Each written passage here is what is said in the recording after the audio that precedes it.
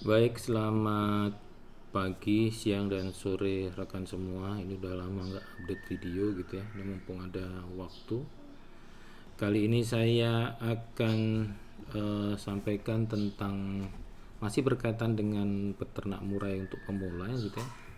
Ini berkaitan sama breeding series yaitu dasar-dasar genetika.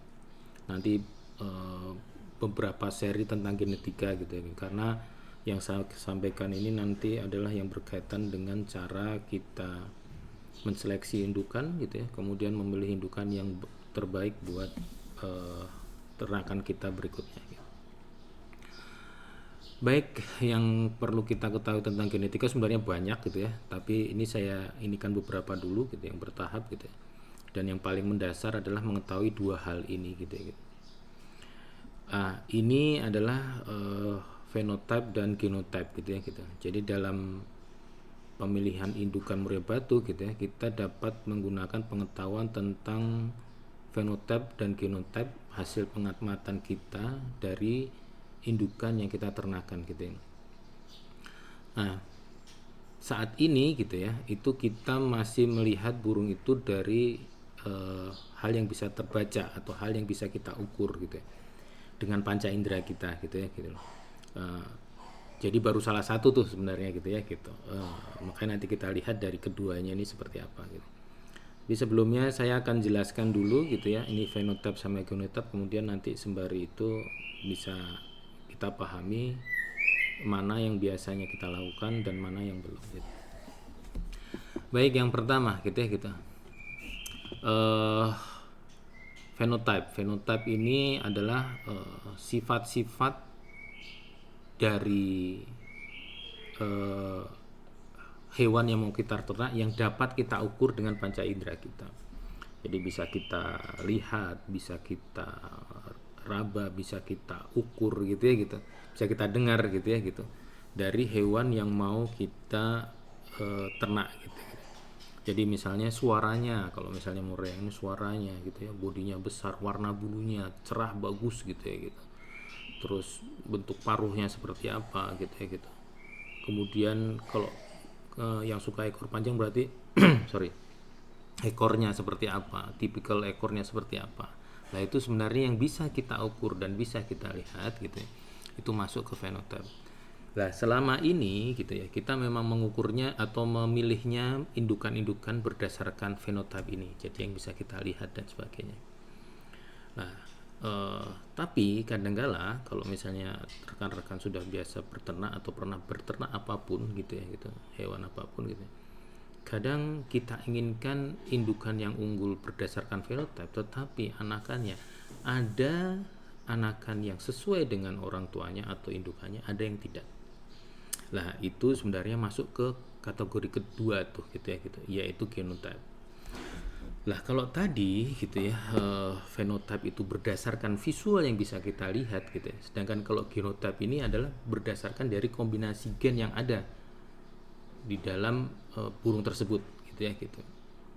Nah, dan genotype ini itu masalahnya adalah menentukan sifat-sifat yang dimiliki burung, baik yang bisa kita lihat maupun enggak gitu ya gitu. Jadi sebenarnya ya di genotype itu ada gen buat suara, ada gen buat panjang ekor, warna bulu, besar bodi dan sebagainya. Ya kita kalau lihat misalnya di apa orang bule sama orang lokal Indonesia menikah kan gitu, otomatis ada campurannya gitu kan gitu. Nah campuran itu bisa saja menjadi lebih baik, bisa saja menjadi lebih buruk. Lah ketika kita melihat bahwa indukan kita itu sudah misalnya terahnya juara dan sebagainya, kadang anaknya itu belum tentu seperti bapaknya. Lah itu terlihatnya di genotype tuh gitu sebenarnya, terukurnya di genotype yang dinamakan misalnya resesif sama dominan. Resesif itu berarti gen, misalnya kalau suara gitu ya, gennya itu dia nggak kuat gitu ya. Jadi kalau dikawinkan dengan jenis betina tertentu ya hilang dia. Kalau apalagi ketemu betina yang gen apa genotipenya tentang eh, suaranya kuat gitu ya. Nah itu nanti ada yang namanya istilahnya kalau di teman-teman itu betina cetak lah gitu, tapi nantilah gitu. Lah di sini genotype ini sangat menentukan tuh gitu. Oleh karena itu kadang banyak teman-teman yang ini kok murainya juara tapi kok anaknya suaranya kayak gini gitu ya gitu. Nah kita bisa lihat tuh, apalagi kalau ekor yang kelihatan lah gitu. Kalau yang fisik kelihatan, fisik mana bapaknya ekornya bagus, ekornya panjang gitu, tipikalnya lembut dan sebagainya misalnya gitu ya. Tapi anaknya kok pendek gitu setelah dikawinkan dengan betina. Ada kemungkinan ini karena jantannya resesif, atau bisa juga betinanya yang dominan, misalnya gennya pendek. Lah bagaimana kita tahu bahwa gen, misalnya saya karena fokusnya ke suara gitu, anaknya itu akan sesuai bapaknya tuh, volumenya, terus kemudian jenis suaranya, ada yang ngebass, ada yang nge-treble dan sebagainya gitu ya gitu. Nah itu, atau kecerdasannya gitu. Bagaimana saya tahu bahwa gen bapaknya itu atau burung juara saya misalnya gitu, itu akan menurun ke anaknya gitu. Nah oleh karena itu kita harus uji tuh gitu ya gitu. Uji burung tersebut, sebenarnya kalau di lab bisa namanya istilahnya apa ya, kemarin saya tanya itu ke profesor biologi itu DNA apa gitu, lupa saya, tapi ada alatnya, ambil terus bisa dilihat tuh ininya seperti apa gitu ya. Lah tapi itu kan susah ya di lab, karena itu juga tidak semua orang bisa mendapatkan akses ke situ. Cara paling sederhana tapi memang memakan waktu adalah dengan mengawinkan ketiga betina berbeda tipenya gitu ya gitu. Tiga betina berbeda seperti apa? Jadi burung tersebut kita kawinkan ke tiga macam betina berbeda gitu ya.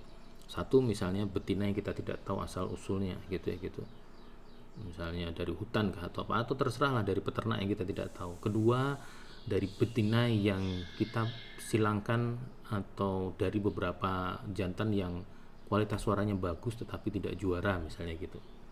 Yang ketiga gitu ya, kalau misalnya kita ke suara ya, ketiga kita misalnya silangkan dengan betina yang terahnya kita tahu jelas dan indukannya semuanya juara misalnya. Jadi jantan betinanya itu terahnya juara, jantannya juara, betinanya juara. Jadi kita tahu kualitas dari suaranya seperti apa.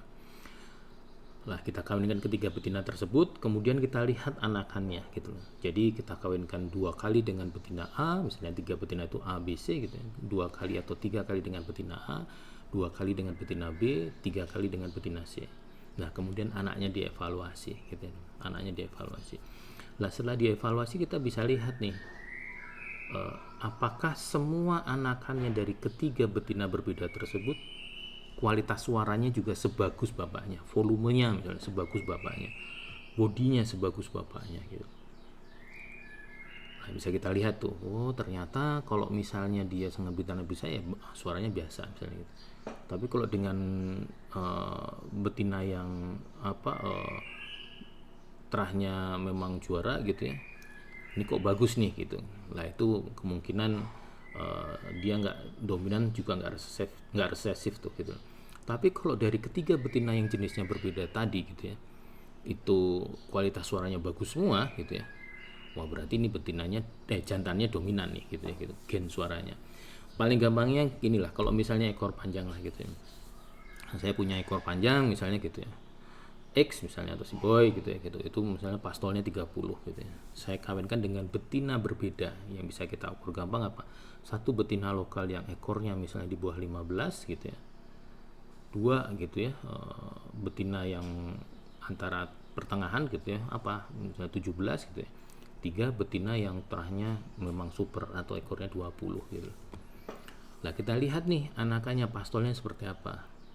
Jika minimal dia pastolnya sama atau lebih panjang dari bapaknya gitu, berarti gen panjang ekor dari bapaknya ini dominan gitu ya gitu. Jadi yang saya kawinkan dengan betina bukan terah ekor panjang itu tetap 30 up gitu ya, berarti gennya dari jantannya ini kuat gitu ya gitu. Nah kalau enggak gitu ya, hanya yang dengan ekor panjang yang super saja, yang misalnya yang di atas 20 gitu, yang betina C tadi yang panjang gitu ya, berarti dia masih mungkin kemungkinan bisa saja resesif tuh gitu loh. Atau dengan yang medium nih gitu, yang dengan medium ini juga panjang juga gitu ya, berarti dia pertengahan tuh gitu, berarti memang harus di-trigger gennya dengan gen yang ada gen ekor panjangnya. Ini sebenarnya ada hitungannya gitu ya, tapi yang penting adalah satu hal adalah pencatatan data atau manajemen dari breedingnya gitu. Jadi kalau misalnya rekan-rekan mau selalu meningkatkan kualitas dari ternakannya, yang terpenting adalah manajemen breedingnya atau pencatatannya gitu. Nantilah berikutnya saya akan sampaikan tentang itu yang lebih detail lagi gitu ya, supaya nanti hasil ternakan kita tuh selalu tercatat gitu ya, kemudian hasilnya akan semakin baik di setiap periode. Karena tanpa pencatatan yang baik, kita tidak akan tahu kualitas burung kita ke depan yang mau kita tuju apa. Oke, sampai di situ nanti saya lanjutkan lagi dengan tipe-tipe yang lain, misalnya menyilangkan dan sebagainya gitu ya, gitu supaya mendapatkan yang lebih bagus. Jika ada yang mau didiskusikan dengan saya, bisa WA di sini gitu ya, gitu. WA saja, jangan telepon, karena ini kadang saya juga mungkin kalau bukanya agak lama, mohon maaf gitu, karena memang kesibukan dan sebagainya. Sampai di situ, terima kasih. Sampai ketemu di video selanjutnya.